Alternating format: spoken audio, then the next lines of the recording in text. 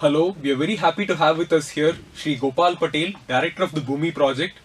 Gopalji, would you like to tell us more about your work? Sure, Shyam, thank you. It's a pleasure to be here. So my name is Gopal Patel. I'm based in Oxford, England, where I serve as the director of the Bhumi Project, which is an international network and platform for Hindus to engage in issues of climate change and broader environmental concerns.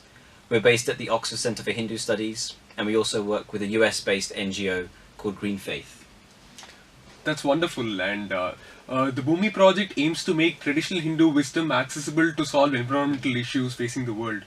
The interesting thing that I noticed is that you say that it's not more of learning, but rediscovering what we once forgotten and learning that again. Could you tell us more about what you mean when you say rediscovering what we once forgotten? Yeah, that's an actually amazing point. Something that my mentor taught me. He said, when it comes to environmental teachings, it's not about learning something new, but learning something that we always knew but forgot. So in the case of India, or traditional Indian religion or Hinduism, it's about learning the principles and the values that underpinned our society for hundreds, if not thousands of years. Principles of ahimsa, non-violence, principles of dharma, principles of sattva, of goodness. So it's like, what are the practices, what are the principles that are inherent and underpin all Hindu life and Hindu thinking? And what can we draw out from that in a modern day context to make our lives and the society sustainable and clean? So that's what we mean by not learning something new, but relearning something. And also, if you look at Indian society, only in the last 50, 100 years has modernization come into India. Before that, traditional practices were all across India. So it's again relearning those, practices of such as temple tanks, water conservation practices, animal husbandry, how to cultivate varieties of rice and other food crops. So it's about learning those old practices again. That's what we mean by that. That does sound very inspiring. And you mentioned that you worked with various Hindu organizations, communities, temples, and so on and so forth. And you have collaborations with major Hindu organizations like the Chinmaya Mission, the Art of Living, Swaminarayan Movement, and so on, ISKCON prominently as well. Could you tell us how your experience has been working with the community? How has the reception for this been so far? Sure, yeah. I mean, you mentioned some of those organizations, and there are many more that we work with, both here in India and America, Africa, and Europe. And we found that the response has been overwhelmingly positive. Every single Hindu organization that we've approached have asked us, how can we get involved? What can we do? There's a real appetite, we find, amongst the global Hindu community about engaging with environmental concerns, and not just from a theological perspective, or not just from a perspective of wanting to come to a conference and give a satsang or a lecture, but actually engaging and enacting real changes in their temples, in their ashrams, and in the institutions. So the response, we've been doing this for 8 years now, and the response just keeps getting better and better. It's very inspiring to see. So one of the landmark initiatives that the Bhumi Project has worked on is the Hindu Climate Declaration, right before the Paris Summit. And you had a host of signatories, and there was a significant momentum generated with that declaration. Right. Could you tell us more about the experience of working on it, and how was it received? Yeah, that was a historic and an exciting time for us. In the lead up to the Paris Agreement, which happened in December 2015, we did a year-long campaign trying to engage the Hindu community from all parts of the world. And that year, what you saw in June, you saw a statement issued by the Pope, so from the Catholic Church, and then in August you saw a statement issued by the Islamic community. In September, you saw a statement issued by the Buddhist community, and then in October, November time, you saw this statement come from us, the Hindu Declaration for Climate Change. And we had, I forget the number now, maybe 90 plus Hindu organizations and leaders from across the world to support that statement. And it was the first time in history that so many Hindu gurus, leaders, ashrams, and temples came forward to sign one single declaration on one single cause. And we were very honored to facilitate that process.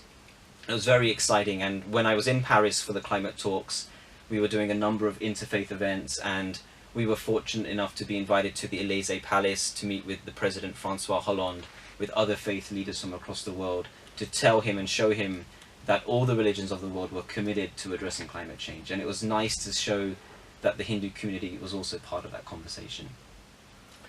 That is quite inspiring indeed, and when I was reading the declaration as such, there are very interesting verses that you had quoted. You would quote from the Isha Upanishad saying Isha Vasyam Idam Sarvam, saying that the divine is inherent in everything. Right. And you quoted and appealed to the principles of Dharma and Ahimsa, and saying Dharma is that which does not injure any human being and any being in general. So what does the Dharmic worldview, in your opinion, have to contribute to the notion of sustainability and sustainable living? Sure.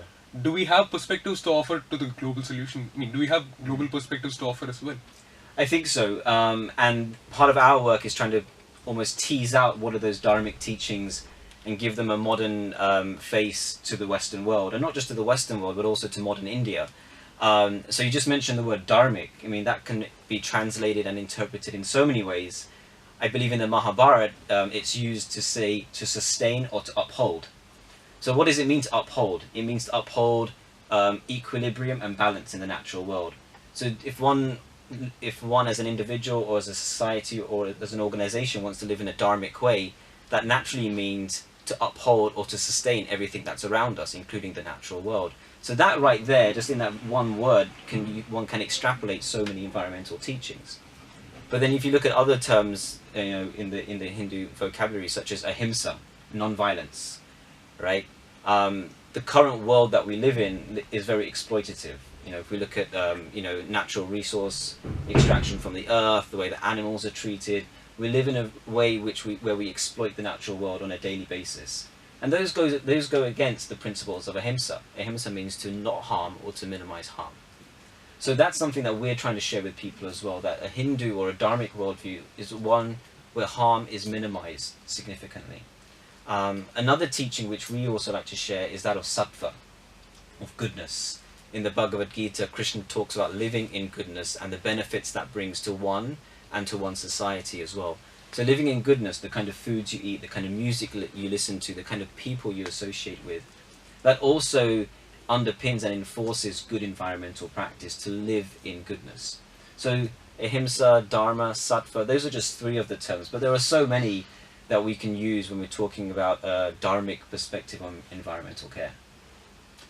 So when you talk about ahimsa, sattva and dharma and so on, there has been a lot of discussion and a lot of consensus on the fact that when you take the message of sustainability through indigenous worldviews or through the religious traditions or cultural traditions of people, the kind of support and enthusiasm that is generated is far greater and the messaging is far better. Right. Does this hold true in your experience in talking of sustainability in terms of sattva and dharma to the Hindu community and the world at large? Yeah, definitely. Just broadly speaking, the religious environmental movement across the world has grown significantly in the last decade and a half. And Hindus are very much, playing a role in that. When it comes to climate change and environmental care, some people are motivated by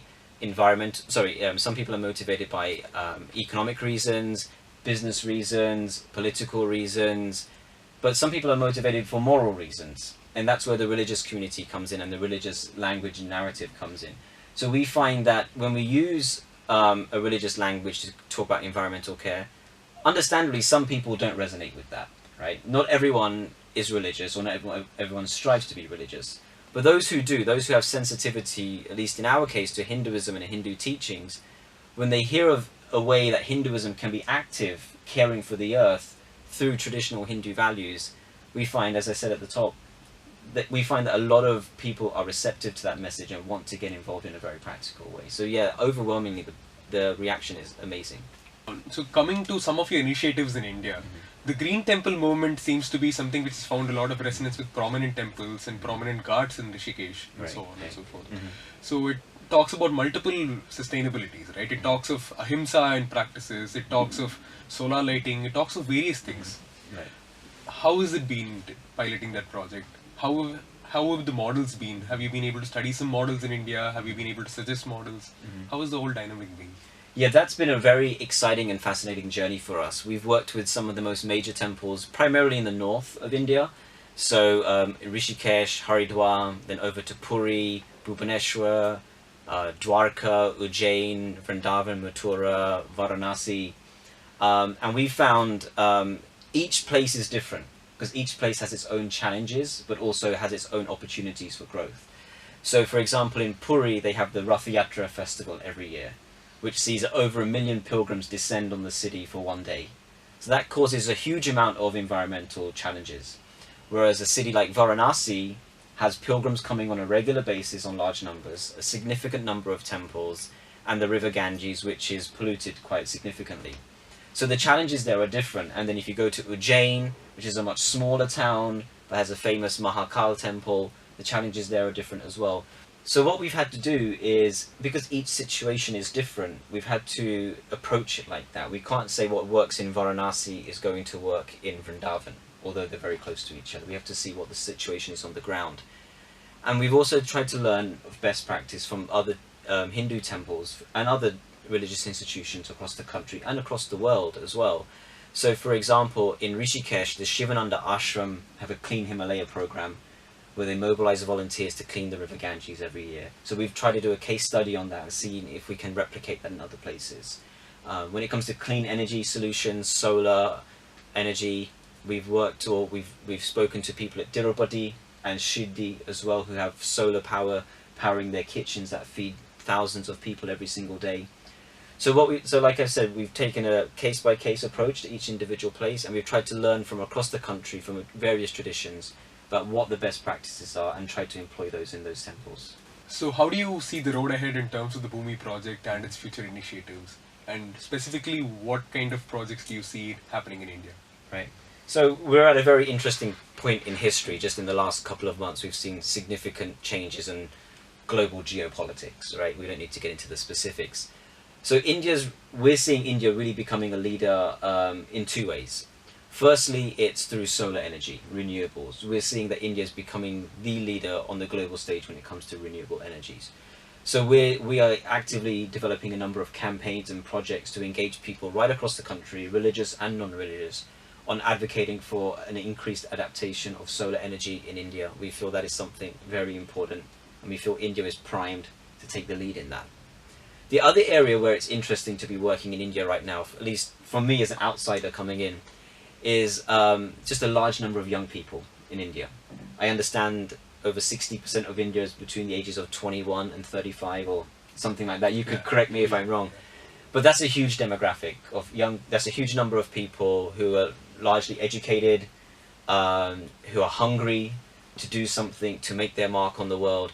And so we are focusing our energies and efforts on trying to engage younger people as well, because, the old saying is, young people are tomorrow's future, or whatever the saying is. So working with younger people, because they get climate change. For younger people, you don't need to convince them about, the oceans or, whatever environmental issue there is. Young people grow up learning about climate change from day one. So we're significantly reaching out to young people on college campuses, through temple institutions and other ways, social media obviously, to engage them and encourage them to be advocates for, addressing and caring for Mother Earth. So those are the two prime areas that we're looking to focus on: renewable energy for India and engaging young people as well. So if somebody wants to volunteer with you or contribute to the project, could you suggest some activities or avenues that they could get into? Sure, yeah. One immediate thing for young people is that we're looking to develop chapters across the country, regional, statewide, and in cities as well. So if anybody is keen to develop a chapter, whether they're in Delhi or Mumbai or Rishikesh or wherever they are, Chennai, Haridwar, Hyderabad, there's so many amazing cities across the country. We are keen to speak to those people, keen to give them resources, give them trainings, so they can mobilize not just their temples, but their families, their communities, their societies, to advocate for, a number of environmental issues. So I would say that's the prime thing that we're asking people to do. If they want to get involved, get in touch with us, and let's organize local chapters to get this movement going. That definitely sounds like a very inspiring movement to be a part of, Gopalji. And we thank you for spending your valuable time with us, and thank you. Thank you for your time, Shyam.